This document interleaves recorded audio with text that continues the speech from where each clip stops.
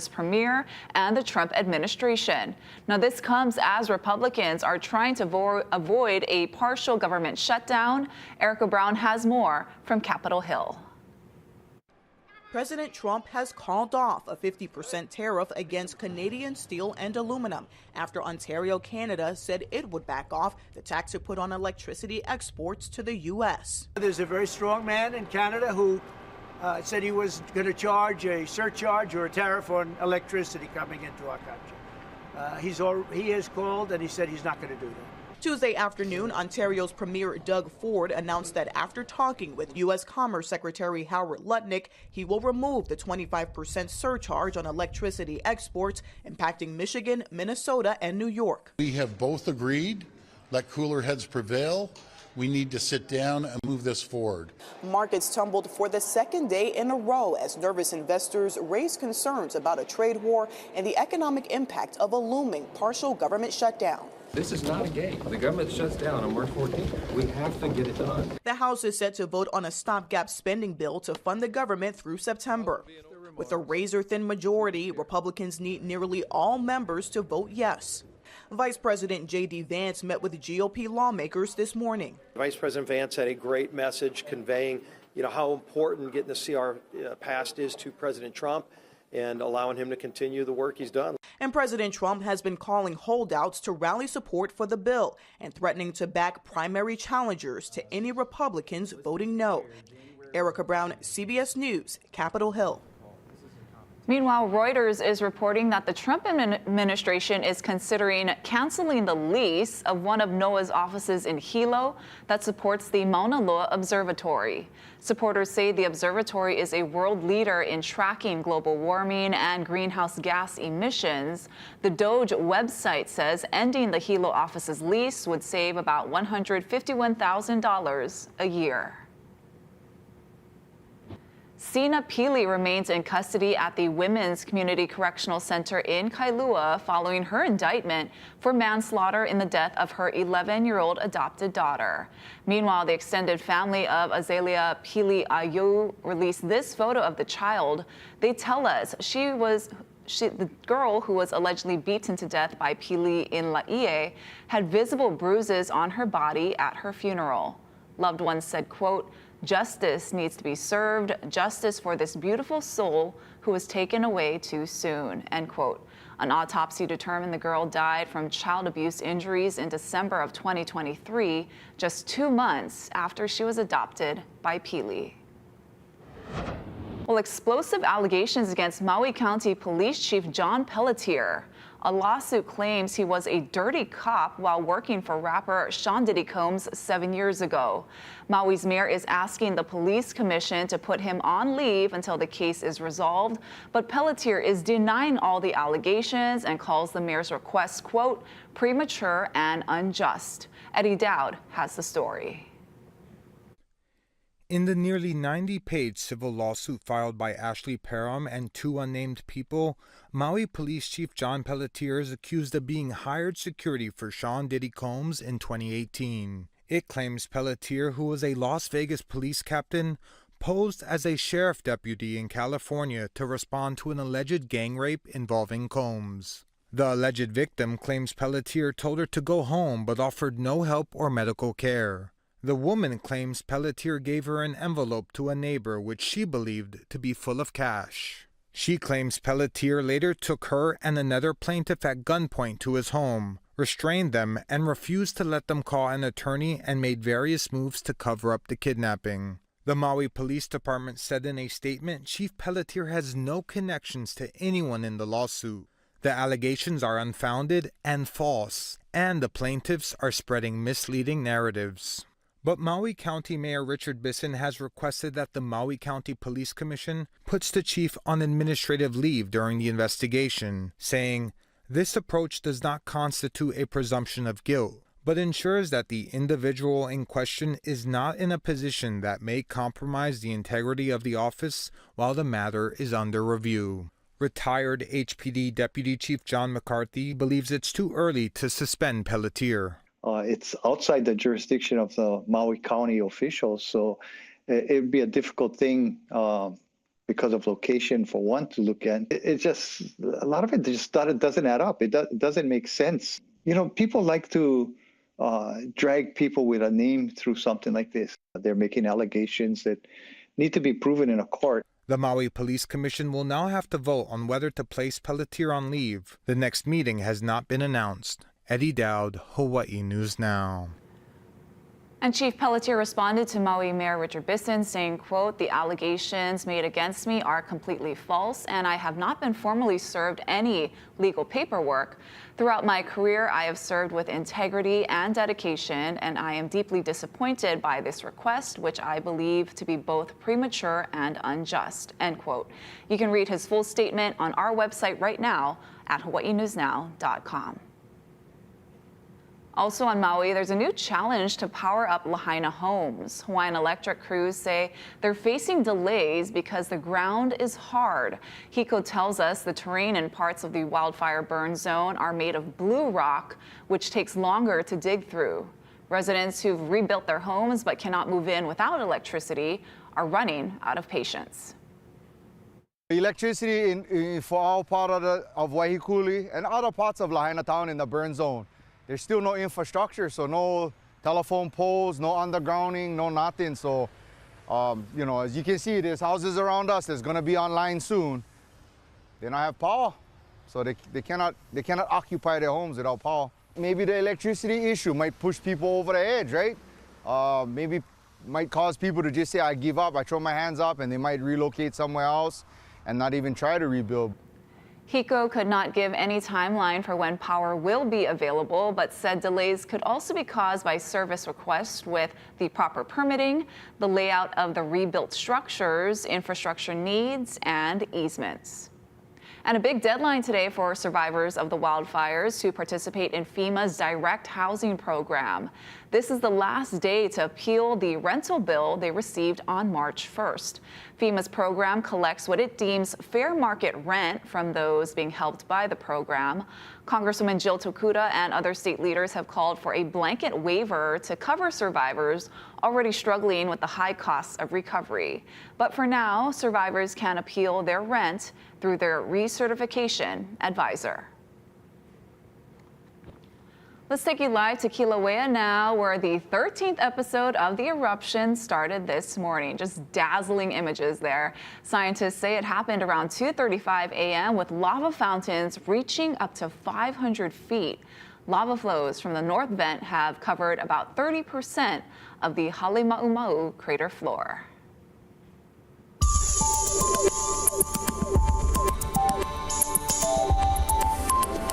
And it's always so stunning seeing those lava fountains coming from Kilauea. I want to show you our first alert VOG forecast. You're only going to find this here on Hawaii News Now. This is courtesy of our friends over at NOAA. You can see the overall VOG plume staying off to the southwest of Hawaii Island, still impacting the areas just downwind of Volcano. Over near South Point, the entire Kona coast of Hawaii Island, still seeing some of the thick VOG across the island, but it's staying away from Maui County, Oahu, and Kauai for the most part. We might see a little bit of VOG over portions of Maui County as we're going into Thursday and Friday. We start to see more easterly winds. Right now, we've got more northeasterly winds, keeping it off to our southeast. Again, check back with us often, get the latest updates on our VOG forecast. We also have wind advisories up. I'll give you the details on this coming up in just a little bit.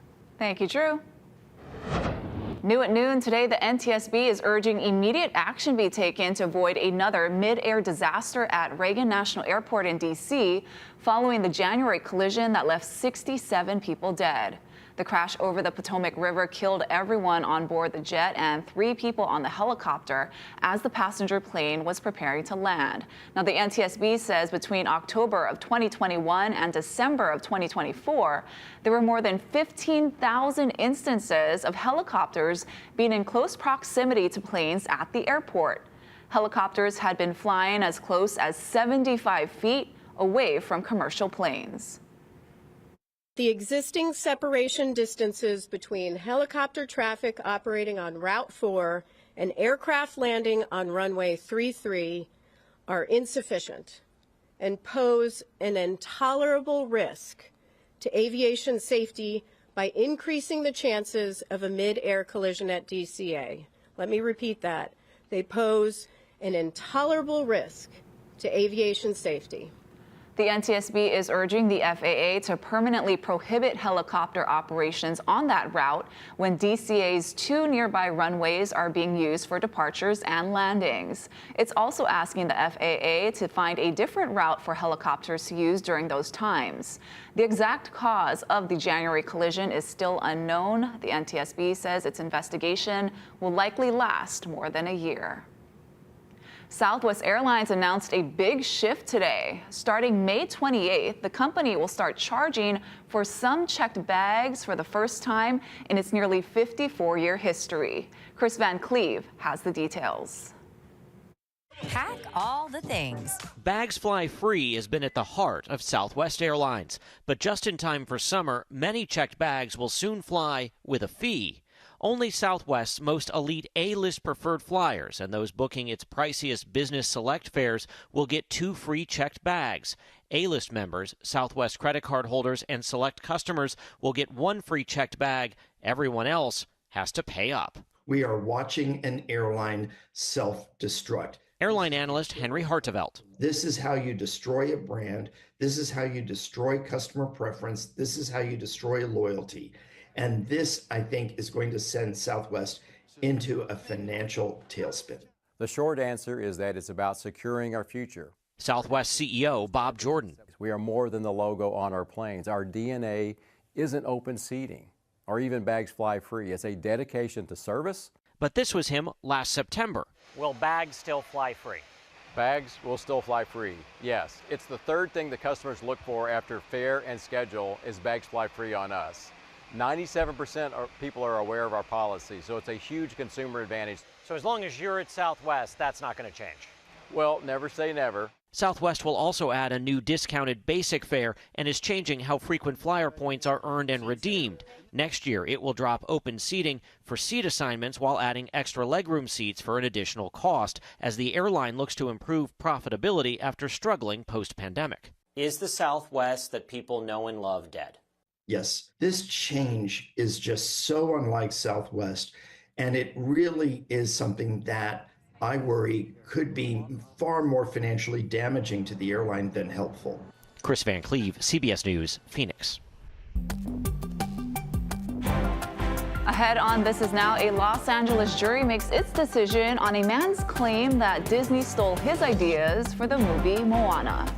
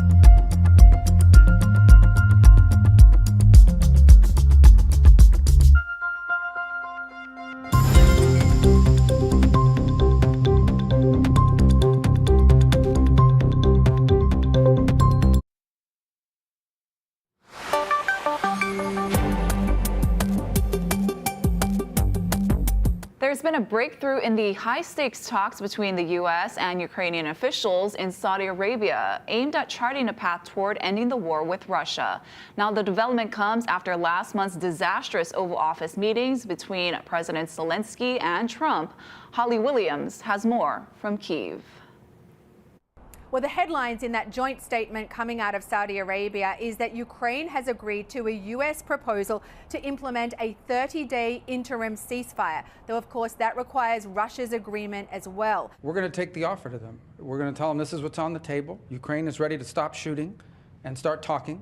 And now it'll be up to them to say yes or no. More immediately, the U.S. has agreed to immediately lift the pause on intelligence sharing and the delivery of military aid to Ukraine. That was suspended after a disastrous, explosive meeting between President Volodymyr Zelensky and President Trump recently in Washington. The president's been abundantly clear he wants the shooting to stop. He wants the warfare to stop. He wants the dying and the suffering to stop.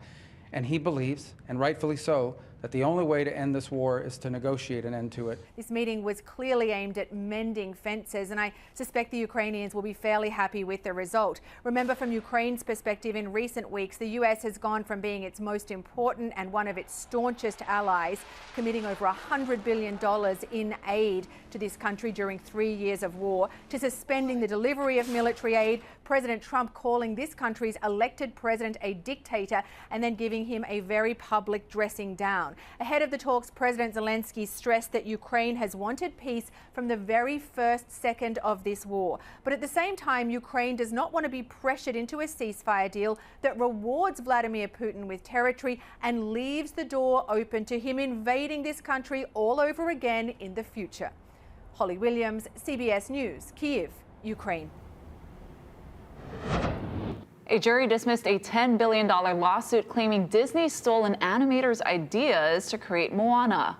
Buck Woodall says he shared film materials in 2003 as he was working on a development deal with Disney.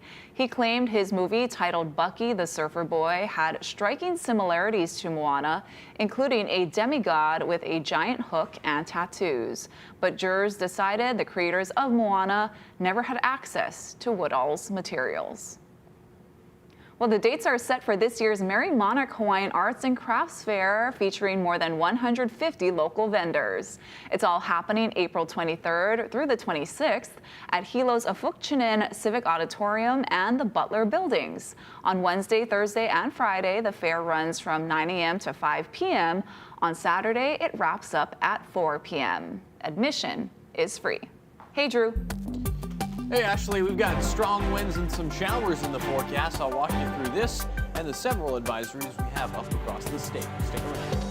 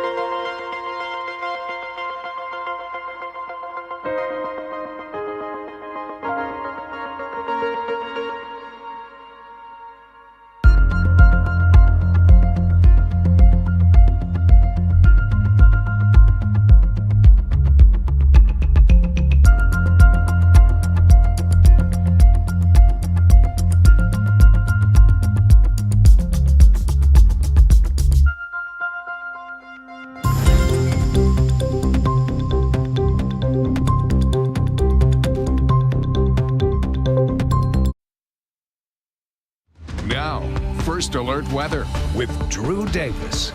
Well, happy Tuesday, everybody. We're making our way through the week. We've got strong winds and showers in the forecast going forward. We're going to break it all down. We do have wind advisories up across parts of the state. Let's take a closer look at that. That's for portions of Maui County and Hawaii Island. Northeasterly winds between 20 to 30 miles per hour. Of course, strong winds are no stranger here in Hawaii, but I want to point out that some wind gusts could get close to potentially even 50 miles per hour. It's up until 6 a.m. on Wednesday. Winds will get slightly weaker as we're going into Wednesday and Thursday. We also have small craft advisories up across the entirety of the state, except for this channel right between Maui and Hawaii Island. That's also going to last until 6 a.m. on Wednesday. The reason that we're not seeing a small craft advisory there is we have a gale warning up until the same time, 6 a.m. on Wednesday. Our winds outside right now, overall northeasterly flow in town around 13 miles per hour. Those are sustained winds. Again, just taking a quick look at our maximum wind gusts we've seen over the last 24 hours, 30 miles per hour in town. Kaunakakai, 41 miles per hour, 36 in Kahului, 40 in Lanai City. So really, really breezy out there over the past couple of days. And again, we have wind advisories up over the eastern portions of the state right now. Let's take it island by island for Wednesday. Over on Kauai, scattered morning showers, mostly cloudy conditions, wind gusts closer to 30 miles per hour. Again, we won't see a wind advisory tomorrow, but it'll be still breezy out there. 30 mile per hour wind gusts on Oahu as well. Mostly sunny. Maui County, partly cloudy, some isolated showers. East-northeasterly winds between 10 to 20 miles per hour. 83 for a high in Kahului and 83 in Kihei. Moving over to Hawaii Island on the Kona side, 84 in Kona tomorrow, so relatively warm. Spotty showers and mostly sunny. Showers are likely and mostly cloudy on the eastern portions of Hawaii Island. Taking a look at the northern portions of Hawaii Island, mostly sunny as well. Some wind gusts close to 25 miles per hour. And just a quick look at our first alert futurecast. Some slight showers, mostly focus over windward areas, will continue over the next couple of days. Better chance for some rainfall out there over the eastern portions of the state, so the Hamakua coast, the windward portions of Hawaii Island, and also the windward portions of Maui. Surf and shoreline forecast, north-facing shores around 2 to 4, west-facing shores small, 0 to 2. Really choppy out there on east-facing shores around 6 to 8 feet. Of course, this forecast is for this afternoon. And here's a quick look at your first alert 7-day forecast. Really nice weather over the next couple of days. Really breezy out there. Again, we have wind advisories up Tuesday and Wednesday highlighted in red. A little bit drier as we're going into Wednesday and Thursday. Thank you, Drew. Still to come, Hawaii's first Don Donki is now open in West Oahu. Casey Lunn shows us all the Japanese goodies and food in 2 minutes. But before we go to break, here's Ryan and Yunji with a preview of today's Spotlight Now. Coming up later today on Spotlight Now, we catch up with Hawaii Governor Josh Green. Plus, DBED Director Jimmy Tokioka will update us on the economy. See you at 1 o'clock on K5.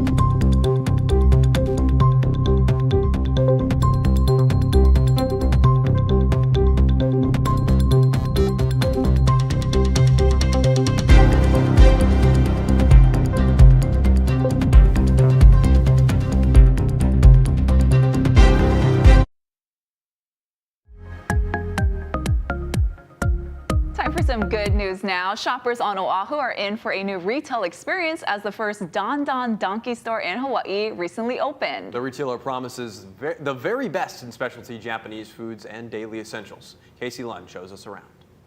You know, one of the cool things about Don Donki is all the food that they have here in the food court area. So let me just take you around and show you just a little bit. They've got the chicken karaage, they've got the wagyu. There will be a juice bar opening here soon. And look, come look this way. Come over here. Come over here. Oh, I think we have a little something special coming our way. I believe, if I'm not mistaken, that is some deliciously prepared salmon and some wagyu. I've got my friend Junya here. Junya is at the sushi restaurant here. Thank you for sending. What do we have here? This is a salmon patty, so we have 6 kind of salmon, and 4 is a torch one, and this is a wagyu. We'll try this teriyaki taste right here real quick.